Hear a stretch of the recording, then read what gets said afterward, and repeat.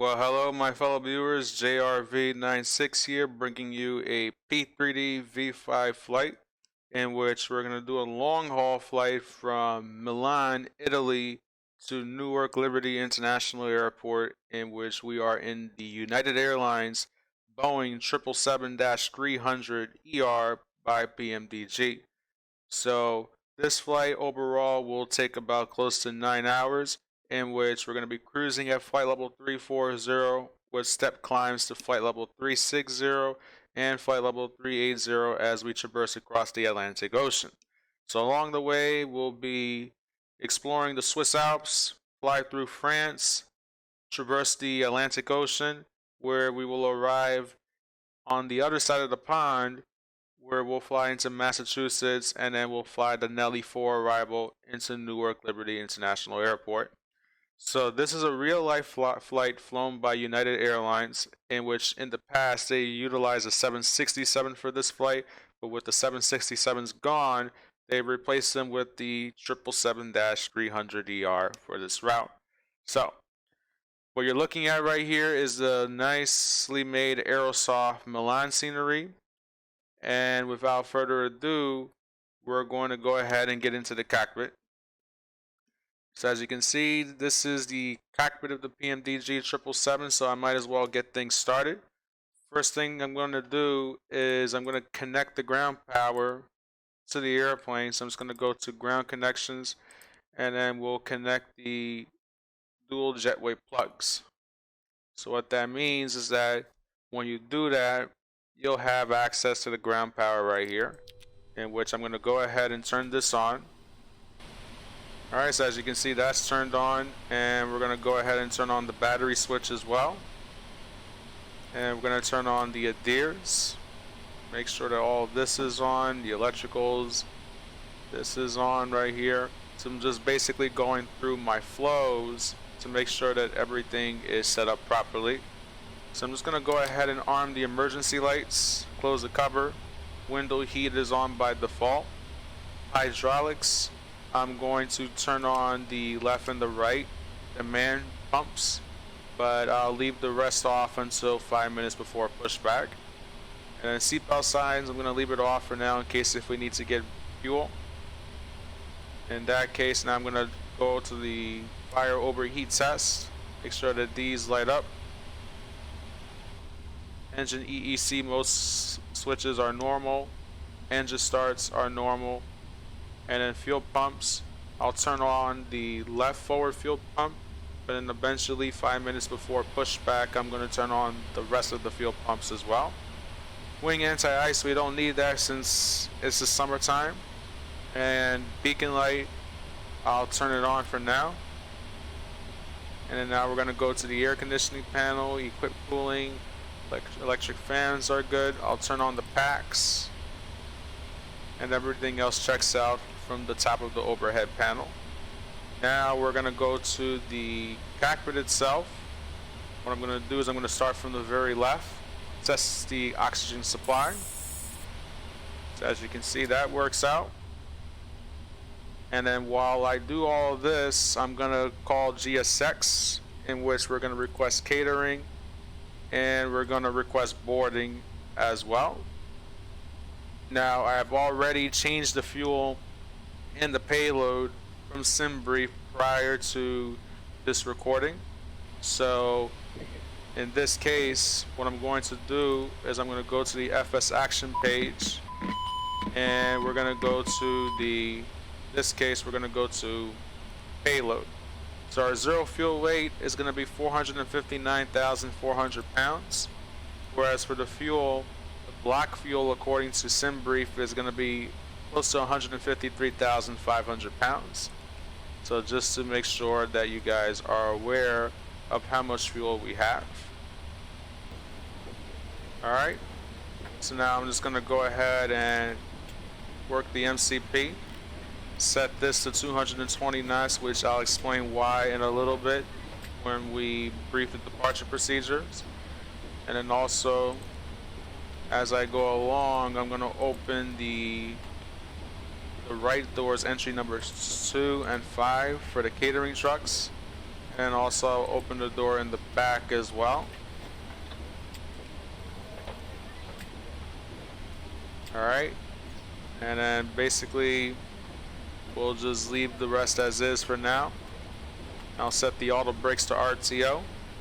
Now, since this is going to be a VATSIM flight, there is no ATC available at Milan, so I'm just going to put in the Unicon frequency 122.8. So I'll just go ahead and click set that, and making sure the speed brakes, thrust levers, flaps, they are all good to go. Fuel controls are in the cutoff position, and then we'll scroll down here, set this on, and then also I'm going to change this transponder code to 2200 since we're not going to be squawking VFR, especially above 18,000 feet. Now in Europe, in Milan, Italy, is a little different in terms of transition altitude, in which, as I checked on the Navigraph charts, the transition altitude is 6,000 feet. So not everywhere around the world the transition altitude is going to be 18,000 feet.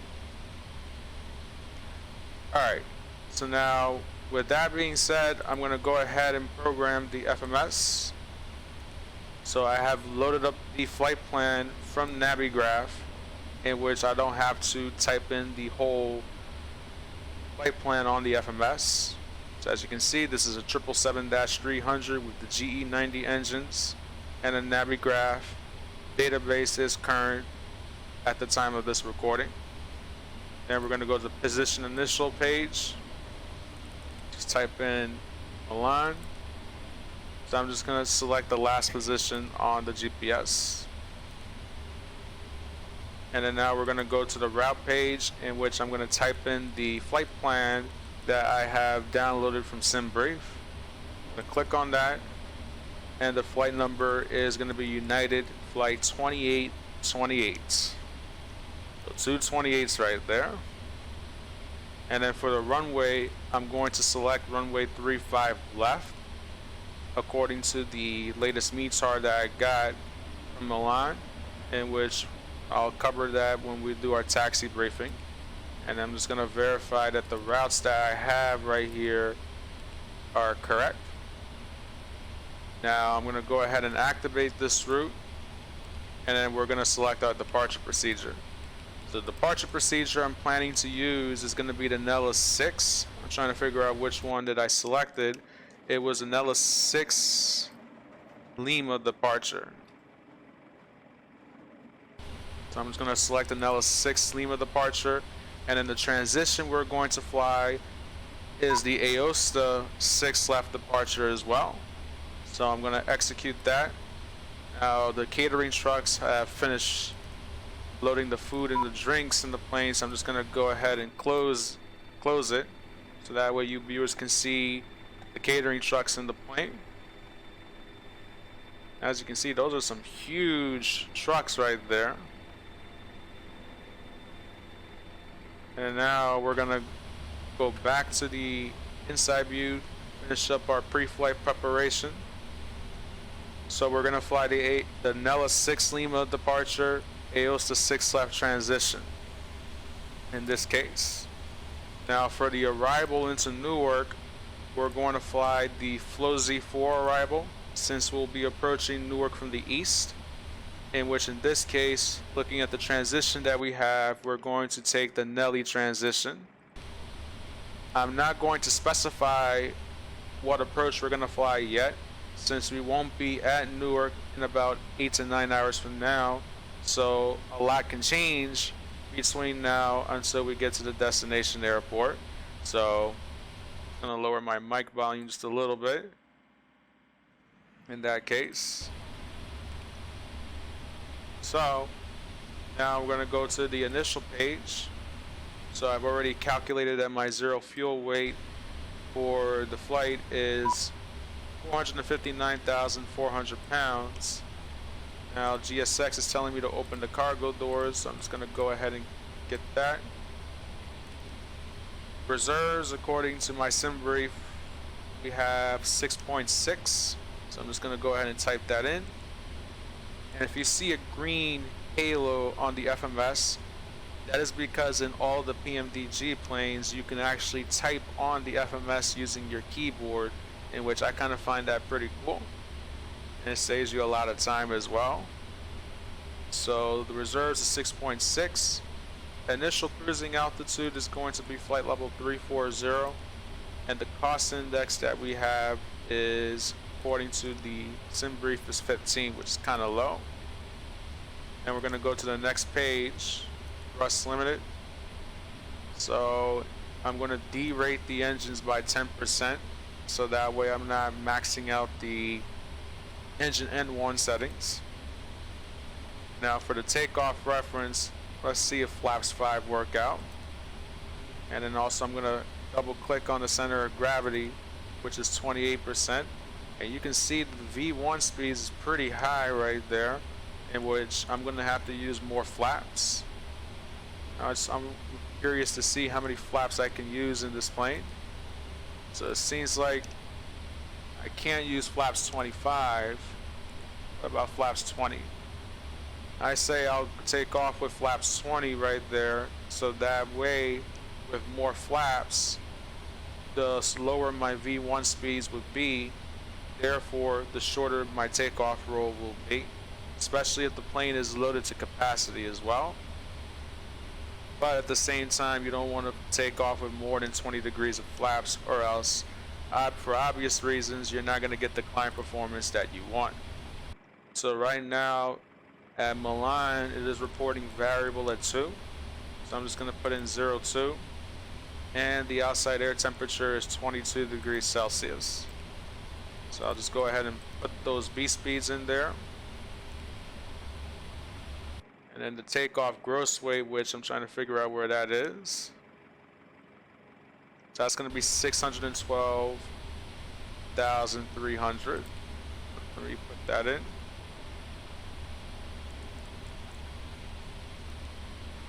And I just got to re-put in the takeoff speeds again. And then the trim, we're going to use 5 degrees nose up trim.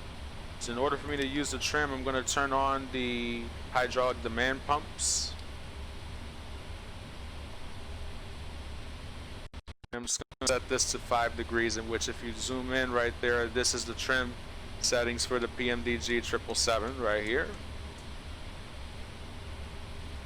Alright, so now with that being said, with the FMS already programmed, I'm just going to check outside to see what's the current status. So it looks like we have about quite a while until we can push back, in which they have to load the trucks and also load the passengers as well.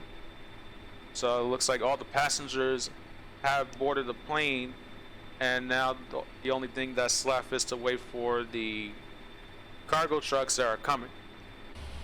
Now going back to the cockpit view, I'm just going to go ahead and turn on the seatbelt signs, and at the same time I'm just going to go ahead and turn on the fuel pumps and the hydraulic pumps as well.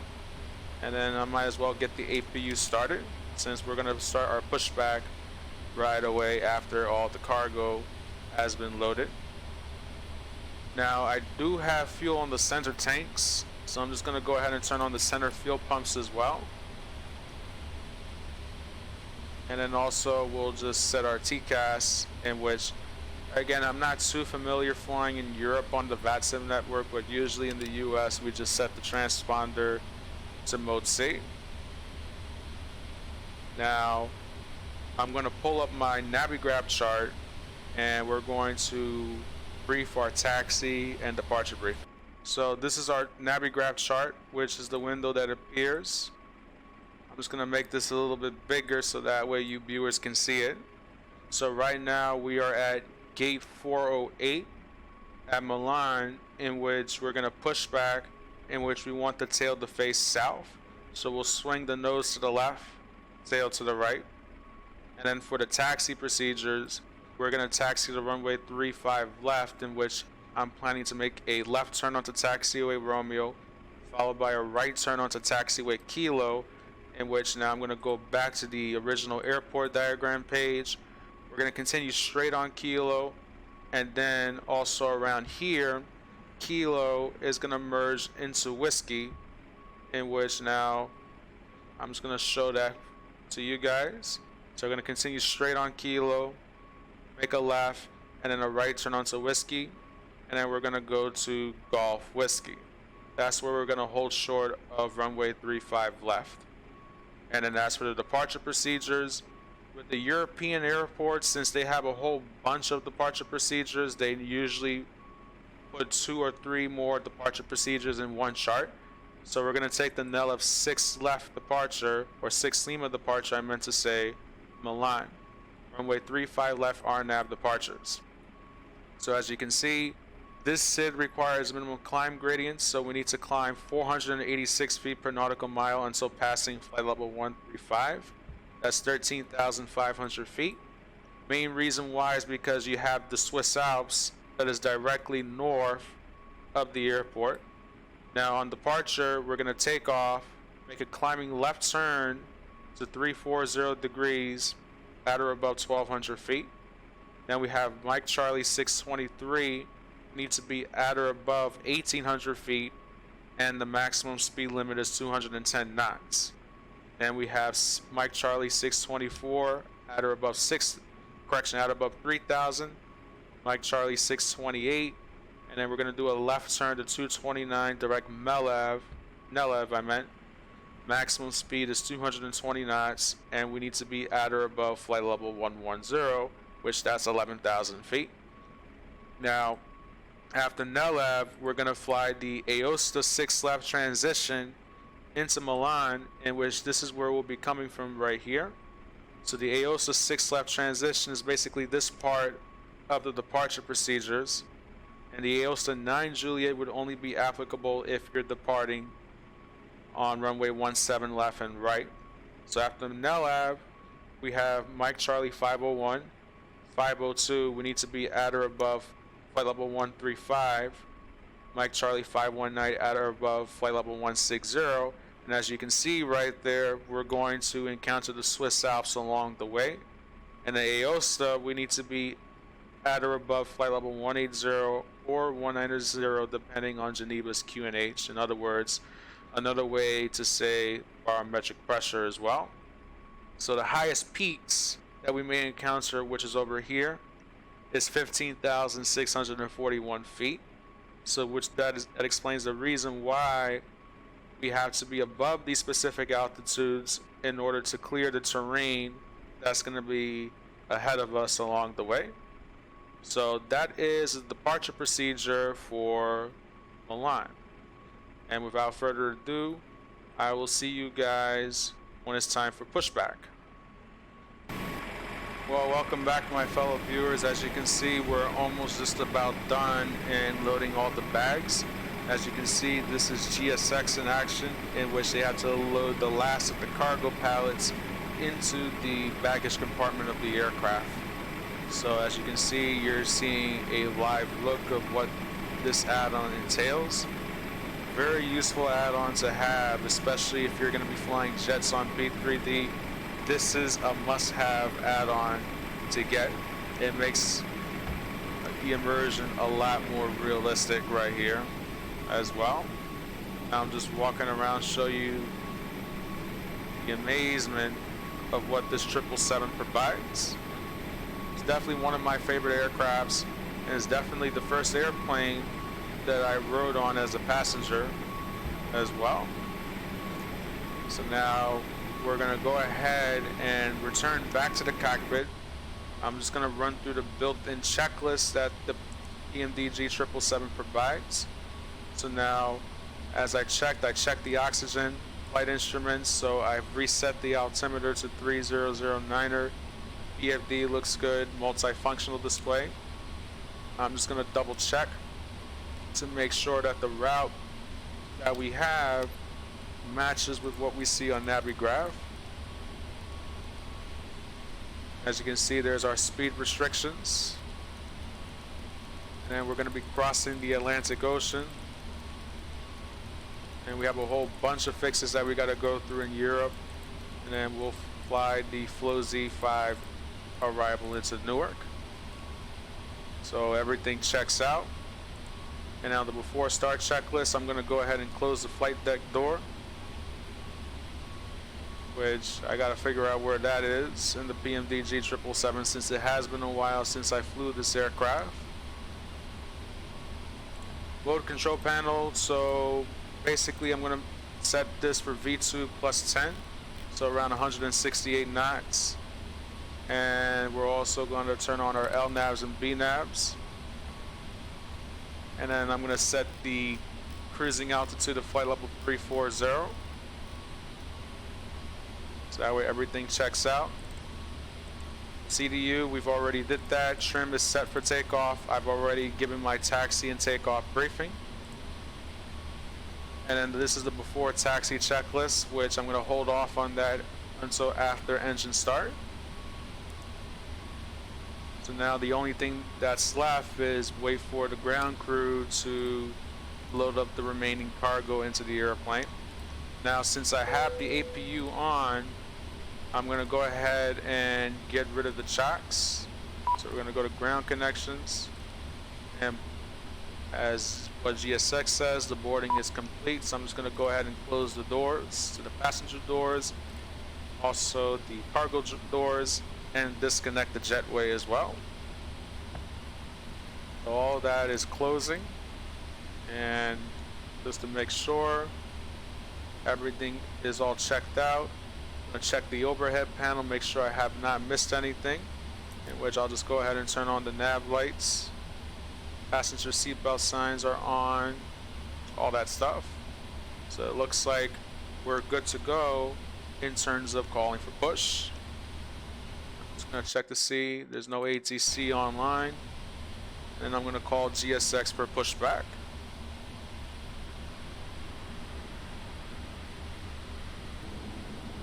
Hello, Captain. We are ready for pushback.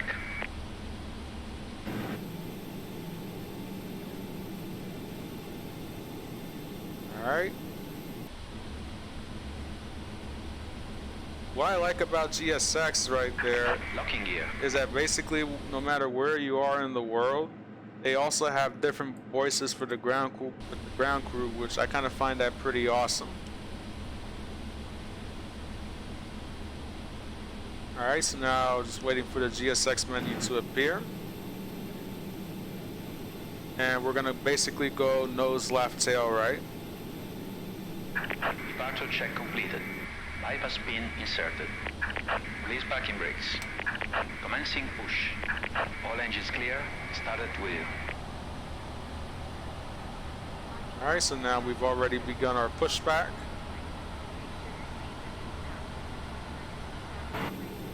I'm just going to make sure the ground crew is clear. And then what I'll do is I'm going to go ahead and start the right engine.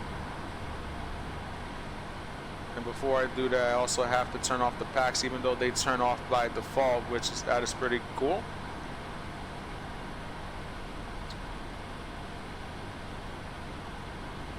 And then also I'm just going to hit the block time here. And we're at 28% N2, so I'm just going to get the fuel into the engine.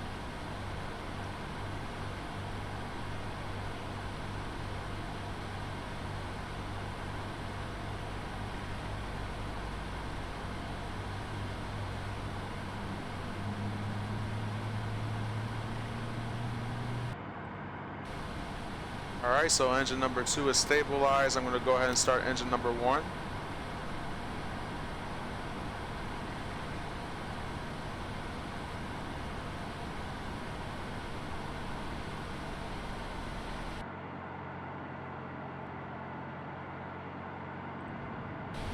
Okay, and 2 is up to 25%. So we'll get the fuel controls back on.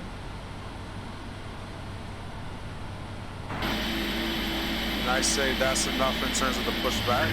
Set parking brakes. Waiting for your confirmation for good engine start. So now all we have left is engine number 1.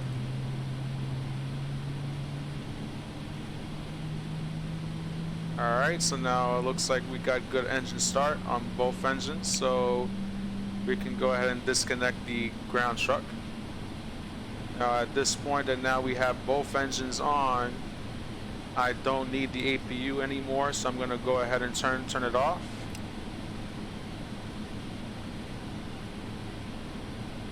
So now I'm just gonna run through the before taxi checklist while they disconnect the truck. So anti-ice we don't need. I'm gonna check the recall. There's no annunciator on the ECAS, which is good. Auto brakes are on. I'm gonna go ahead and do a quick test of the flight controls. So full left, Unlocking full gear. right, neutral, full up, full down, neutral, Fuel track disconnected. full Bypass left, pin removed. full right.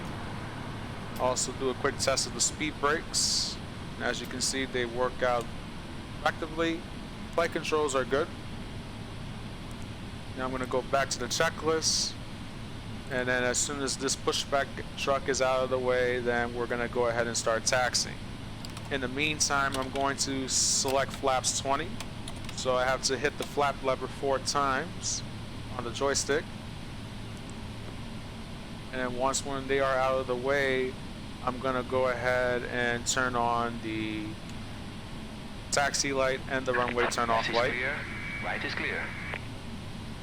So since it might take a while for me to get to runway 35 left, I'm just gonna skip this part of the recording, and I will see you guys when we're just holding short of runway 35 left. Alright, well, welcome back my fellow viewers. As you can see, we're almost approaching the whole short line for runway 35 left at Milan. So I'm just gonna go ahead and do my before takeoff flows, in which we're gonna turn on the landing lights, turn on the strobes, and we're going to verify that the TCAS is on TA, which it is. Traffic mode is turned on, and now we're going to get onto the runway. Now, looking at the departure procedure from Navigraph, since this is a tight one, I'm most likely going to hand fly this departure procedure until after passing Mike Charlie 628 in that case. Now we're going to go ahead and make that left turn, which is going to take us to taxiway Whiskey. And so far I don't see anybody that's landing or departing from Milan, so it looks like we're good to go in terms of the takeoff. So final looks clear, departure path looks clear, and now we're going to go ahead and taxi onto the runway, where we will initiate the takeoff.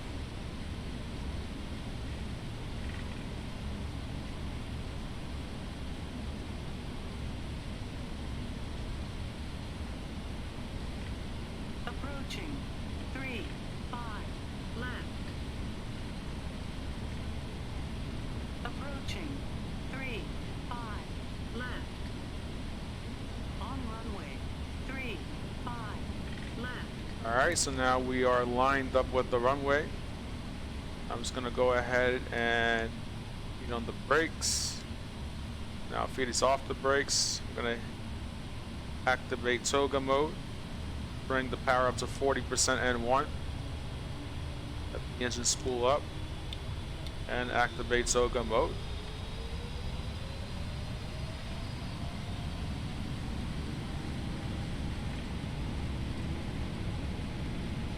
Airspeed's alive.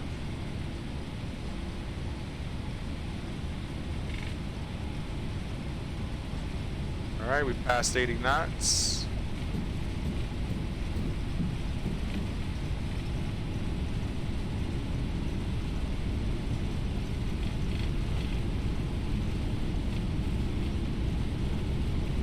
V1, rotate. V2. Alright, positive rate of climb. Gears coming up. Hold the speed as is. Climbing around roughly 3,000 feet per minute, which is more than what we need to satisfy the climb gradient on the SID. So now if we're going to go to our first fix, which is going to be Mike Charlie 623, so I'm going to start making that left turn to 320.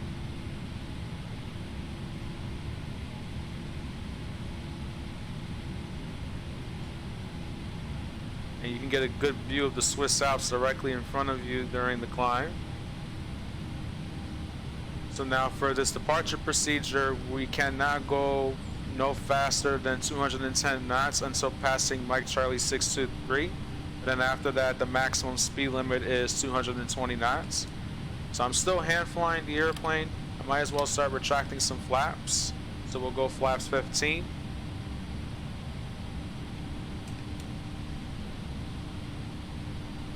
And then now we are at 195 knots. I'm going to go flaps 5. You want to make sure that we don't exceed 220 knots until passing Nello. Then we have Mike Charlie 624, in which we are above 3,000 feet, so we're good under the altitude restriction.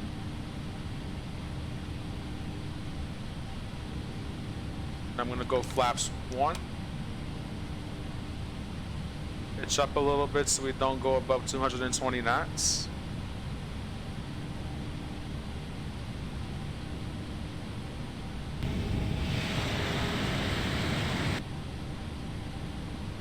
Alright, so now I'm going to start making this left turn over this lake, Mike Charlie 628. So I'm basically following what the flight director is telling me to do. And now I have to pitch up a little bit so we don't go above 220 knots. Altimeter setting. Now, 6,000 feet is the transition altitude in Italy. So after passing 6,000 feet, I'm going to reset the altimeter to standard. I might as well do that right now.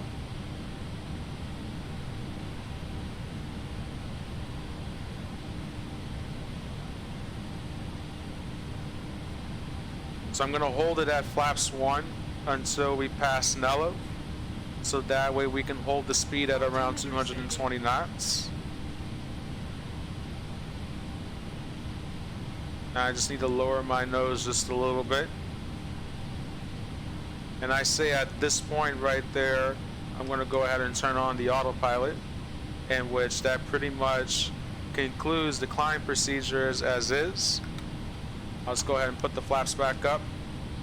And now all that's left is the cruise portion, which this is going to be a lengthy flight in total. So I'm going to stop this recording right there for now. I'll give you guys some cinematic shots of the flight as we traverse across the Atlantic Ocean, and I will see you guys when it's time to descend.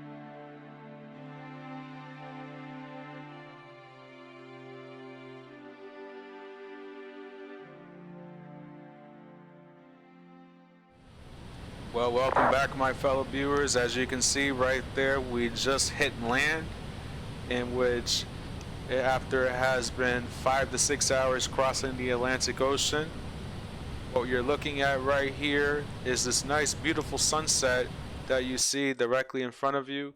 And then also what you're seeing right here is Nantucket, followed by Martha's Vineyard, which is the next island in front of us. And then we have Block Island over there, and right at the horizon, this is Long Island, and this is the Connecticut shoreline.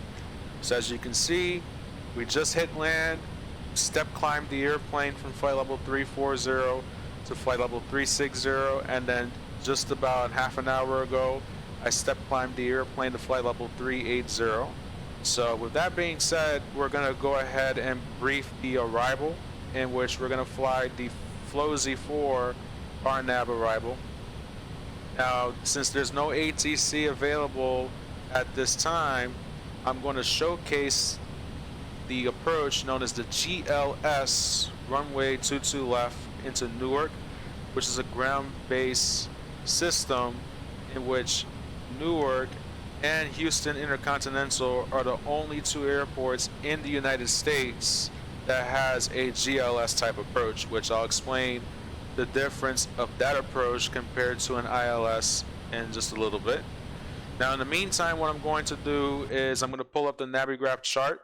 So we are doing the FLOZ-4 RNAV, the FLOZ-4 RNAV arrival into Newark right there as well. So basically, parachute operations over Gardner Airport that we don't need to worry about. Glider activity, just basically brushing through the notes section. Now we're going to be approaching the star from the east, in which we're going to fly the Nelly transition, which is literally right over Bradley. So at Nelly, we need to cross that at or below 16,000. Then afterwards, we're going to fly direct to the Kingston VOR. And then after Kingston, we're going to cross the other side of the Hudson River to go to FLOZ, in which this is where the star will begin. Then we have Crank. We need to cross that at 7,000 feet, followed by Shaft, and then Sparta, VOR. Now, I've checked the weather. Right now, Newark is calling winds 130 at 11, gusting 16. As I checked on Flight Radar 24, Newark is using runway 22 left and 22 right. So in real life, if Newark is landing 22 left and 22 right, we'll get radar vectors approaching the Sparta VOR. The other two fixes, Filbo and Hookier, that will only apply if Newark is landing runway 11, which obviously the 777 isn't capable of doing that on such a short runway. And runway 4, if Newark was landing 4, we would continue the star all the way to Hooker in that case. But since they're using 22 left, we're going to expect radar vectors after the Sparta VOR. And now, in this case, I'm going to go ahead and pull up the GLS runway 22 left.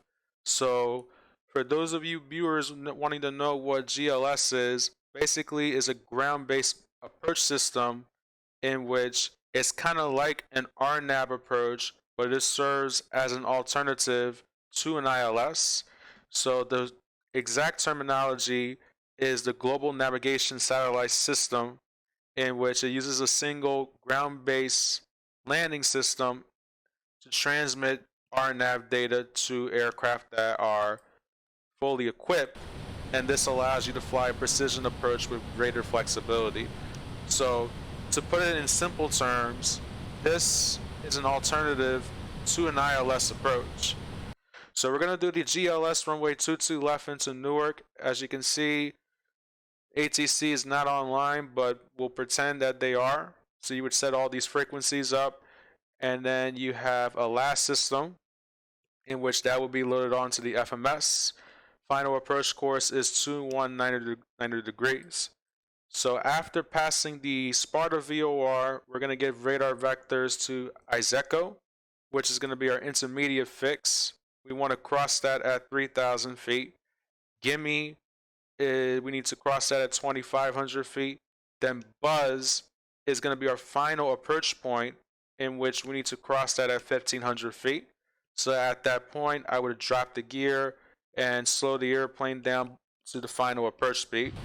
So I'm going to get the final approach speed for the 777, which is 141 knots.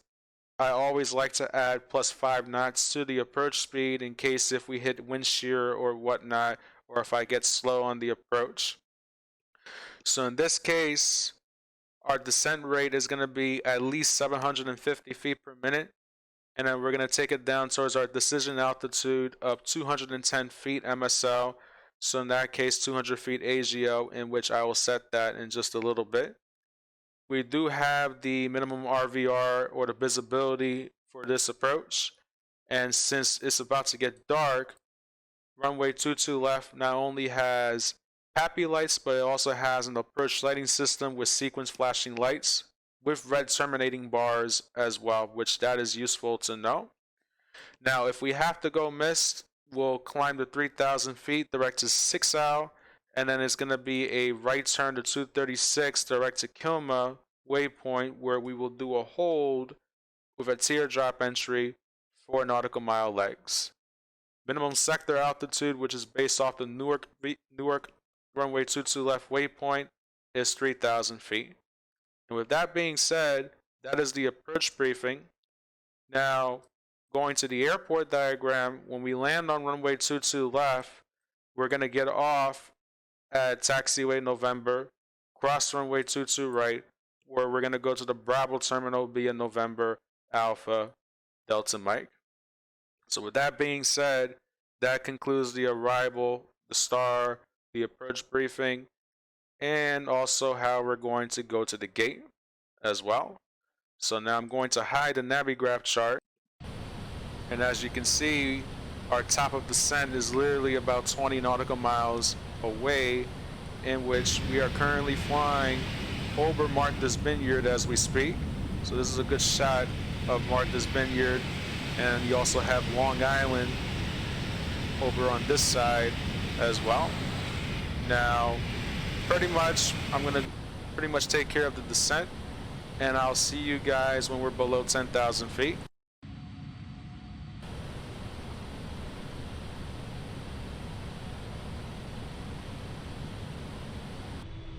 Well, welcome back, my fellow viewers. As you can see, we've already started our descent to 3,000 feet, in which now I just got to grab the speed brakes a bit before we break the 250 knot limit.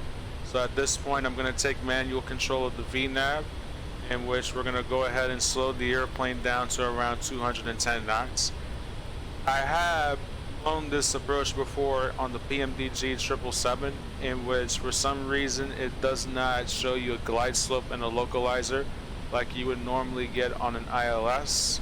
So it looks like the GLS 22 left, I'm going to have to hand fly pretty much the entire approach once established on the localizer. So now I just need to slow down on my descent, in which we're going to cross Iseko at 3,000 feet. Now I'm just going to go ahead and slow down to 210 knots, in which below 220 knots I can go ahead and start putting flaps 1.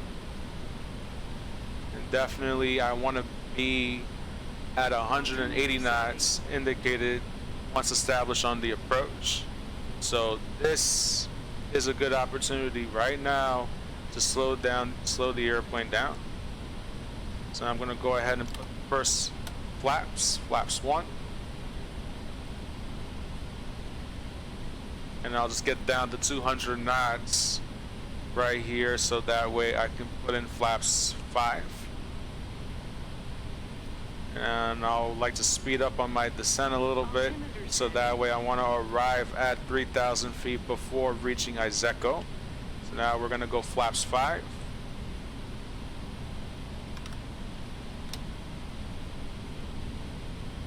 Thought I had flaps 5, but it seems like the joystick didn't recognize it, but now I'm at flaps 5. And then we'll just rearm the speed brakes. And directly in front of you guys is Teterboro Airport, and then right across the river is New York City.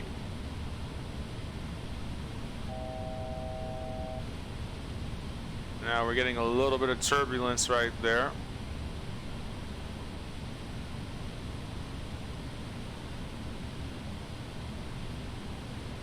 And now we're going to level off at 3,000.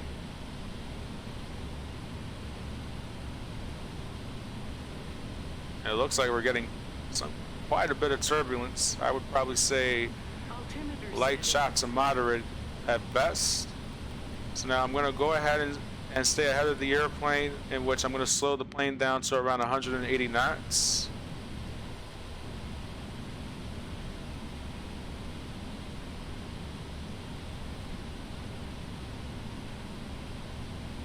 I don't know what this guy is doing over there. But yeah, definitely I might as well slow the plane down as much as I can before we reach the localizer, so that way this will make the approach a lot easier to do.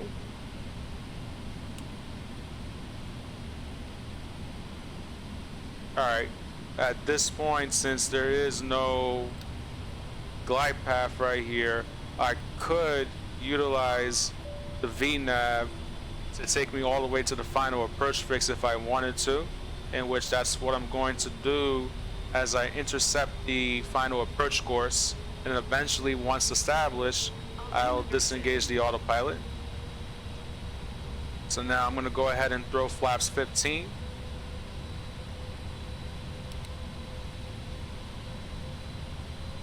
And the LNAV should take me towards Izeco.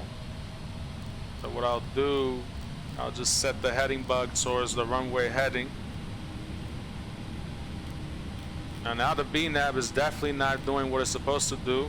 For some reason it went up to 240 knots, in which now I have to apply a lot of speed brakes before I end up breaking the flaps. So the autopilot is definitely misbehaving right there, in which now at this point, since we're pretty fast right here, I'm gonna drop the gear a little early to slow the plane down. Normally I would drop the gear at the final approach fix, but I have to do it a little early in order to get that airspeed under control. So that way I can get that extra drag that I need. And PMDG, the aircraft was pretty late in intercepting the final approach course. So at this point right now, I think I could take the autopilot from here. So I'm gonna go ahead and disengage the autopilot. I'll just set the speed bug to 146 and we'll go flaps 15. There's the runway right there.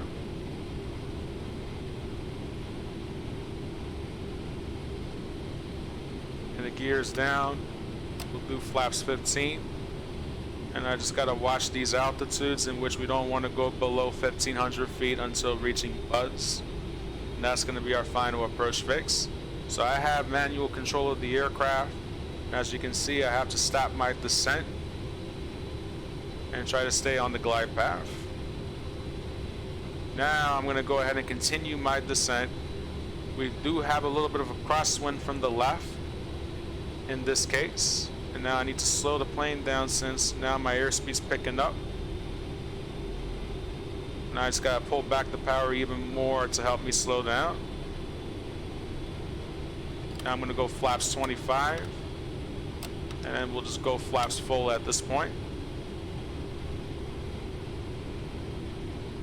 Yes, I am pretty fast past the final approach fix, so I have to fix that right away in order to stabilize the approach. So I just brought the power pretty much almost at idle.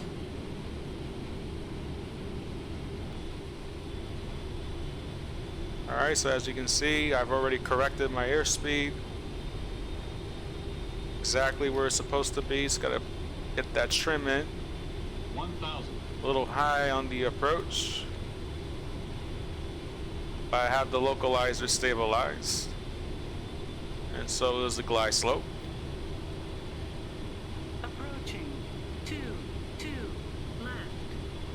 Alright. I'm gonna add some power right here. So that way we don't fall below the glide path. 500. And now I'm coming in a little low, so I need more power.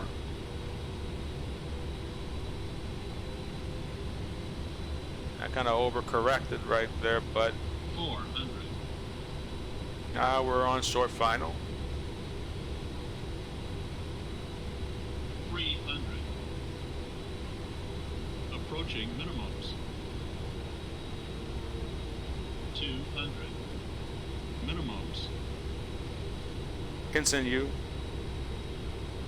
100. 50. 40. 30. 20. 10.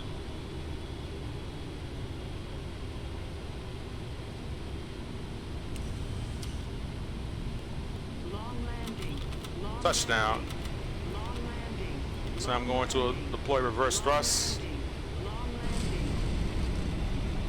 4,000 feet remaining. 3,000 feet remaining. Looks like I'm not gonna make this taxiway off my right.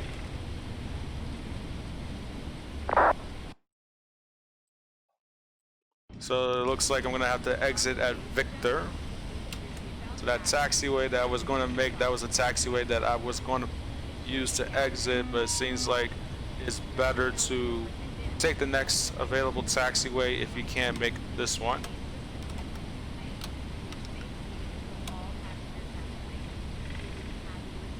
Alright, so now we've exited the runway at Victor, and we're gonna go ahead and cross runway 22 right. I'm just gonna check both ways to make sure there's nobody there.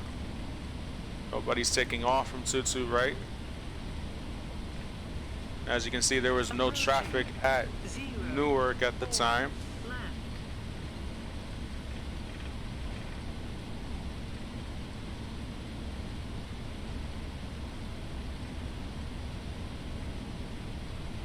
And then after we clear the whole short bars, then we're going to do our after landing checklist. So since this is a long aircraft, I might as well move up as much as I can. Alright, so the after landing checklist. Landing lights off. We'll keep the taxi lights on. Get the APU started. And then make sure that our flaps are up and the speed brakes have been fully retracted.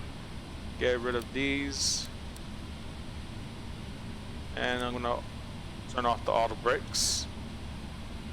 And then what I'll do is I'll call GSX for parking, in which we're gonna take Bravo 63. In that case, we will, where we are right now, we could just make this right turn onto taxiway Alpha, and then we're gonna get going to the gate. Alright, so I'm gonna go ahead and shut the airplane down. So turn off the taxi lights, and we're gonna turn off the beacon light, and we'll shut the engine down. Get those dome lights on, so that way we can actually brighten up the cockpit. And what we'll do is we'll turn off the packs, turn off the fuel pumps, and then we'll turn off the hydraulics, and then rearm the emergency light.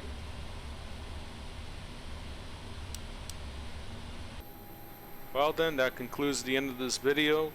Again, if you guys have enjoyed my flights, feel free to hit the like button, and also feel free to hit the subscribe button.